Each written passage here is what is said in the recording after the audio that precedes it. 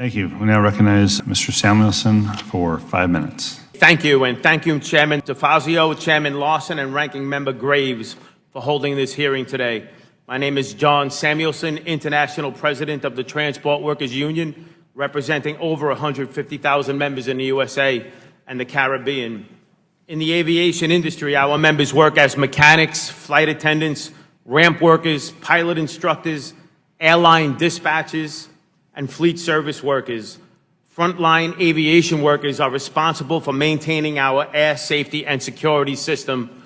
We often have the best view of airline safety gaps, so giving all of us the opportunity to share our experience and recommendations is very important. Today, I'd like to highlight 2 important safety issues. Legally, the FAA requires that all U.S. flagged commercial aircraft be maintained to the same standard. However, the FAA has actually exempted maintenance work done outside the United States from many safety standards. The result is now a two-tier safety system that encourages airlines to offshore more and more work, introducing more and more risk into our aviation system. Foreign repair stations are exempt from regulations requiring mandatory security and background checks for workers, risk-based safety and security evaluations for facilities, drug and alcohol testing, unannounced FAA inspections, and FAA certification standards for mechanics and technicians. Congress has already directed the FAA and the DOT to address several of these safety gaps twice in the past decade. Compliance with these mandates are years overdue. FAA delays led to a boom for foreign repair stations. The number of these facilities has grown by more than 30% in just the past 4 years. There are now more than 900 FAA certified foreign repair stations, including 200 that have been approved since 2017. The amount of maintenance work being performed at these stations with lower safety standards is already extremely high, with coordinated efforts underway right now to increase those numbers. DOT data shows that the 3 leading U.S. airlines all sent about 30% of their maintenance work to foreign facilities. U.S. mechanics, technicians, and pilots are increasingly alarmed by the incompetent work and often nefarious actions performed on aircraft outside of the United States of America.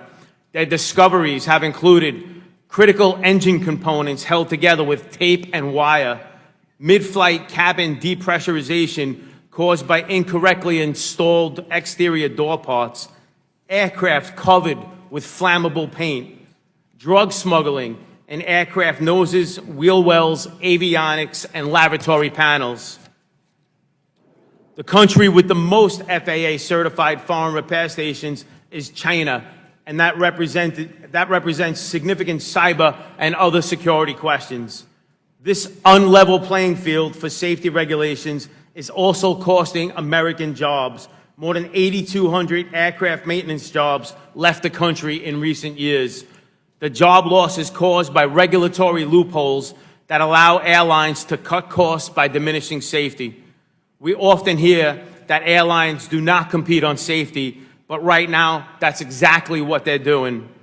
Congress and the administration have to live up to this ideal by immediately closing all the loopholes that encourage moving this important maintenance work outside of the country. I'd also like to highlight another problem, which was just touched on by President Pisani, and that's cabin air quality. The atmosphere surrounding aircraft at 40,000 feet above sea level is too thin to breathe. So modern aircraft heat air from around the wings and over the engines and then compress that air before circulating it into the cabin. These nerve agents are absorbed by both inhalation and through the skin. Repeated or prolonged exposure to these agents, like that endured every day by flight attendants and frequent air travelers, can have devastating health effects. These incidents are being reported more and more often now because of rising public awareness and because of trade union advocacy. Just 3 days ago, a commercial plane made an emergency landing because of a fume event that made passengers and crew alike sick. Aircraft aren't even equipped with sensors to alert the crew when fume events are occurring. This makes reporting and responding to these events extremely difficult. I want to say thanks to Representatives John Garamendi and Pete Stauber for introducing the Cabin Air Safety Act. It directly addresses the health and safety concerns presented by these toxic fume events. The TWU fully endorses this legislation, and we hope the committee will take action on it soon. Thank you very much for the opportunity to testify. Again, looking forward to questions. There are no commercial flights, to the United States from El Salvador, yet airlines are taking empty planes to El Salvador for maintenance and repairs. This causes some concern to me. I mean, either of you want to comment on that? USA flagged carriers that perform work in El Salvador, particularly where they fly empty planes there, to have maintenance done. They've been permitted to do it by the FAA, but the only reason for that is the pursuit of profit. There's no other reason for that. They're certainly not sending planes to El Salvador because the work is done safer in El Salvador than it is on United States soil. You listed a few pretty disturbing examples of poor overseas maintenance work. One specific example is April 5th, 2018, a plane that was serviced in South America came into Chicago O'Hare, and TWU mechanics found vital engine components that were held together with duct tape that was applied on foreign soil by non-certified mechanics. That's just one example. There are other examples as well that we can provide the committee. The FAA certifies aircraft mechanics and technicians in the United States. First question is, do the workers in the foreign facilities have similar or equivalent certifications? And is there any reason we shouldn't require these workers to have at least an equivalent certificate from their government before we allow them to perform any safety critical work? Yeah, so the answer is absolutely not. There's no lawful requirement that mechanics or so-called mechanics on foreign soil have the same certification as those on USA soil, and it should absolutely be required. The playing field should be leveled. It's been said many times that airlines should not compete on safety, and that's exactly what's going on right now. They're competing on safety by sending work into foreign countries to try to save as much money as possible, even though it's objective and factual that work done overseas, in most overseas countries, is less safe than when it's done on U.S. soil. Mr. Samuelsen, in your written testimony, you also touched upon it today. You mentioned that more than 8,200 aircraft maintenance jobs have been moved abroad to foreign repair stations since the early 2000s. Can you go into more detail on your organization's observations of subsequent shortages of qualified U.S. professionals and what we ought to be doing to address those shortages? In fact, the cause of that is not that there are untrained professional mechanics in the United States. The cause of that is that the FAA has allowed loopholes. Let me clarify. I agree with you. I think it's the effect. If you've got foreign overseas maintenance, then you have less jobs in the United States, and then you see a declining workforce as a result. Are there critical shortages in the professional? No. No? Okay. No, there aren't, but I think the airlines use that as one excuse to continue to export American jobs overseas and capital, $2 billion worth of capital. I know in your testimony you talked about the fact that I think both in 2003 and 2015, the IG has identified on several occasions weaknesses in the FAA's oversight of overseas repair stations. We're talking about issues of drug testing, pre-employment background checks and security screening. Now we have Thailand and Costa Rica classified as Category 2, and Category 2 is defined as the government does not have the confidence, to meet safety standards. What are the FAA's stated reasons for the failure to implement this law? I honestly don't know that the FAA has articulated a good reason for allowing these loopholes to continue and allowing the work to be sent overseas. There is no reason for them to continue to allow U.S. flagged carriers to do work in the countries that you mentioned that have been downgraded. It's a potential disaster waiting to happen. We've heard a lot of conversation today about safety being the paramount issue in not only the aviation industry, but across the entire transport sector. And I don't think that the current situation with the FAA or passenger air carriers recognize safety as the paramount as their paramount function. I think they are willing to jeopardize safety in order to maximize profit by sending aircraft maintenance into foreign countries that have objectively less safe standards than we do on U.S. soil. And have you yourself been to some of these foreign repair stations to witness it for yourself? I have not, but we do have plans to go to Brazil to try to access the hangar where American Airlines is doing some work. Thank you. And Shoddy work. I have a question first for Mr. Samuelsen. Do you have any information on the kinds of vetting that is currently being done? I'm particularly interested in whether what happens abroad is consistent with the vetting we require here. So what happens abroad is absolutely inconsistent with what happens on U.S. soil, and certainly it's one of the reasons why the work is less safe when it's done overseas, in most overseas countries. And the FAA has failed to follow through on what Congress has. How long have they had so far? Several times over the last decade, Congress has acted. But the FAA is lax in their enforcement, and it's potentially going to lead to a disaster.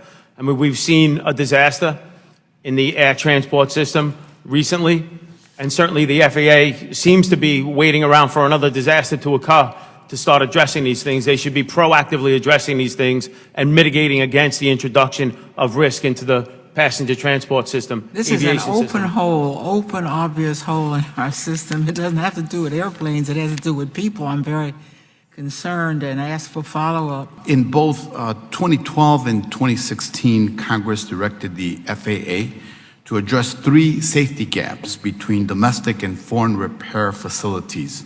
One was security screening for safety-sensitive personnel, another, risk-based oversight of facilities, and the third, drug and alcohol testing. To date, the FAA has taken no actions on any of these, to my knowledge. Since 2016, the FAA has approved a net of 200 more overseas facilities. As I understand from the testimony today, more than 8,200 maintenance jobs have been offshored. This outsourcing further enables airlines to evade critical safety and maintenance rules that apply at American facilities. It also appears to me also an effort to avoid organized labor.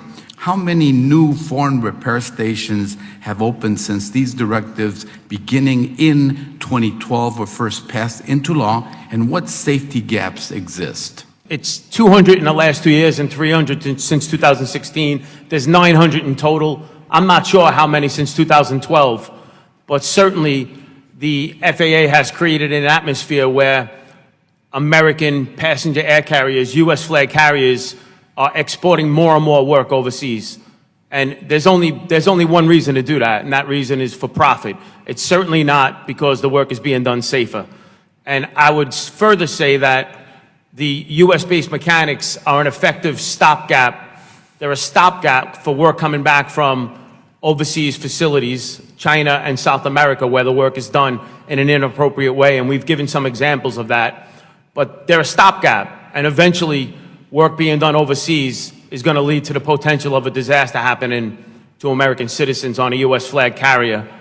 And the issue of avoiding organized labor, I think it's maximizing profit at the risk of exposing crew members and travelers to flawed safety planes. I think that's really the goal. We have non-union carriers that are doing it as well.